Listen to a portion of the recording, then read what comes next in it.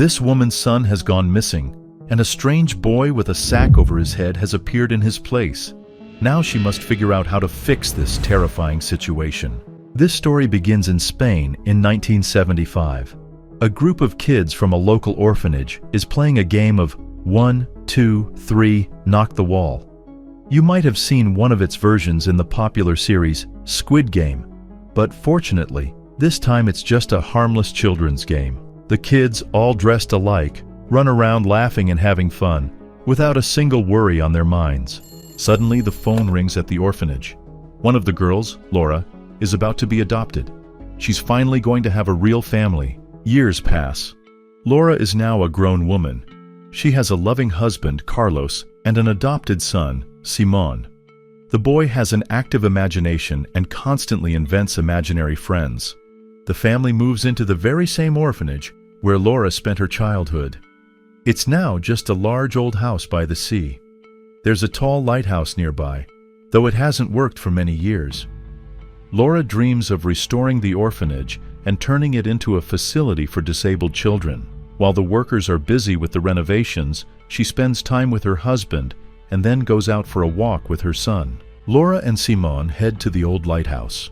There's a large cave next to it.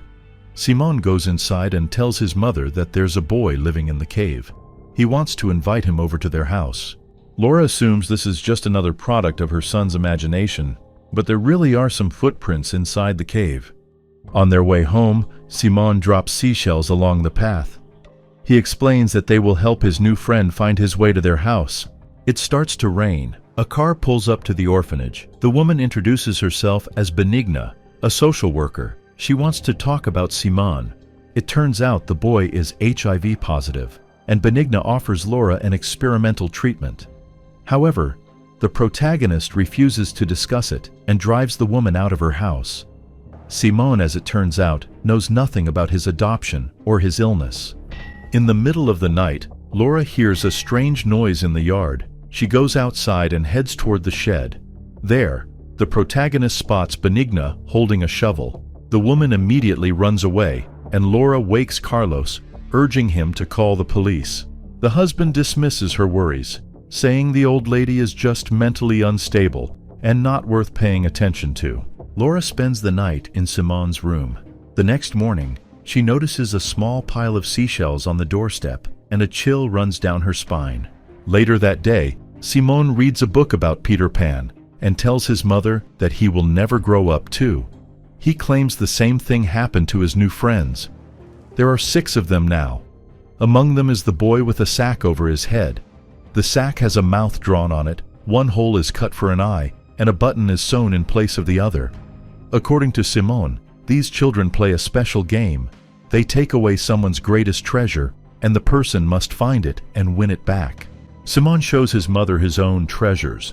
There are some baby teeth among them. The boy explains that his coins are missing, which means the game has already begun. Laura thinks it's just another one of Simon's fantasies and decides to play along. In the wet sand of the flower bed, they find a sewing kit, then a small figurine, then a doll, and inside it, an old key. Using that key, Simon opens a kitchen drawer and finds his coins inside. The boy is thrilled, but Laura is furious. Simon throws a tantrum. He's learned from Tomas, the boy with the sack on his head, that he's actually an orphan and, even worse, terminally ill. Laura and Carlos have no choice but to tell their son the truth. The protagonist is getting ready for the grand opening of her facility.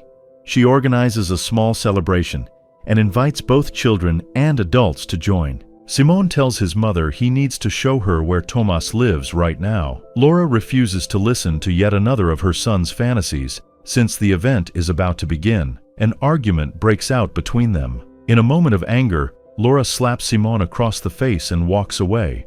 The ceremony begins. Many guests dressed in bright costumes and masks gather for the festivities. The boy with the sack over his head appears amid the crowd. It seems no one notices him. Laura goes back inside the house to look for her son and suddenly comes face to face with the boy. He looks exactly as Simon described, a mouth drawn on the sack, one hole cut for an eye, and a button sewn in place of the other. Convinced that it's her son, Laura reaches out to pull the sack off his head, but the boy pushes her hard into the bathroom. Laura falls, and the sinister boy locks her in the bathroom. She screams for help. Carlos manages to pry the door open with a screwdriver and frees his wife. Laura runs through the house, searching for Simon, but her son is nowhere to be found. The woman drops some sticks near the storage room, hurriedly puts them back into the closet, and locks the door. Then she rushes outside, hoping to find Simon among the other children. But he's not there. A sudden realization strikes Laura. The boy must have gone to the seaside cave, the same place where he first met Tomas. The tide is coming in, and the cave begins to flood. Laura thinks she sees her son there, but she falls and breaks her leg. Within moments, the cave is completely filled with water. Divers and police comb the area, but Simon is never found.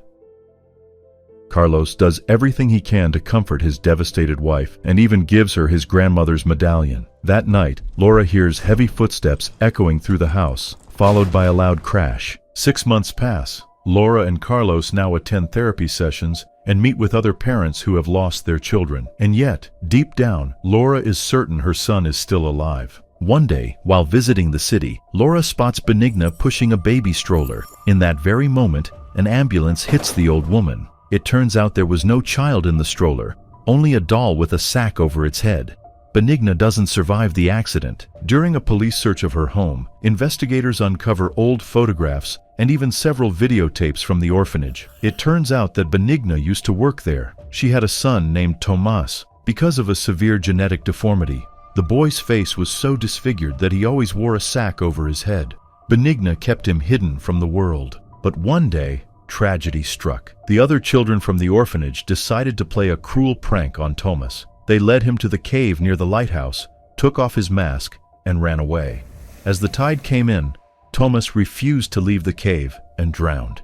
He was too ashamed to let anyone see his scary face. Laura constantly feels a strange presence in the house. Carlos believes his wife is slowly losing her mind. Laura attends a lecture on psychoanalysis. During the discussion, the woman admits that what she really needs is not a psychologist, but an exorcist. She's convinced that her son was taken by Tomas, but that seems impossible, since Tomas died 30 years ago. Desperate for answers, Laura invites a medium named Aurora to her home. The woman puts herself into a trance, attempting to reach into the past. As she walks through the house, Aurora suddenly begins to hear the cries of children echoing all around her. According to Aurora, 5 children are hiding in one of the rooms. They're in terrible pain. The medium hears them crying and saying that someone poisoned them. Laura is shocked, since she remembers the orphanage only as a happy place. But Aurora insists that the house is haunted by the spirits of children. Laura begins to sense that the ghosts want to play with her, and that's why they took Simon. Following their clues, the woman heads to the old shed and discovers a hidden compartment. Inside, she finds several bags filled with lime. When the protagonist opens them, she sees skulls, bones, and skeletons. Apparently, it's all that remains of her childhood friends. Laura calls the police, and the horrifying truth finally comes to light. After losing her son, Benigna poisoned the orphans as revenge for their cruel prank. Laura had been adopted before it happened, and that's what saved her life. Carlos begs his wife to leave this cursed place behind. She refuses, so the man drives away alone. Laura replaces the new furniture in the orphanage with the old one, sets the table, places utensils for 5 children, and sits down, inviting the ghosts to dinner. Unfortunately, nothing happens. Then she asks the ghosts to play their favorite childhood game. If she wins, she'll get Simon back. Laura says the words, 1, 2, 3, knock the wall. While she turns away, the other players must run closer and try to touch her before she looks back. The spirits agree, and the game begins. Each time Laura turns around, the children stand a little closer. Finally, one of them touches her shoulder, and the rest scatter in different directions. Laura recalls playing a game with Simon, the one where you find an object using another as a clue. She decides to play it again and starts running around the house, getting closer and closer to her goal. At last, Laura opens the closet and notices another hidden door inside. She opens it and descends into a small basement room. Drawings and photographs from the orphanage hang on the walls. Laura realizes that this is where Tomas once lived. Benigna had been hiding her son in this secret room. Laura finds Simon there and hears children's laughter upstairs. She tries to take her son out, but it's already too late. Simon wasn't real.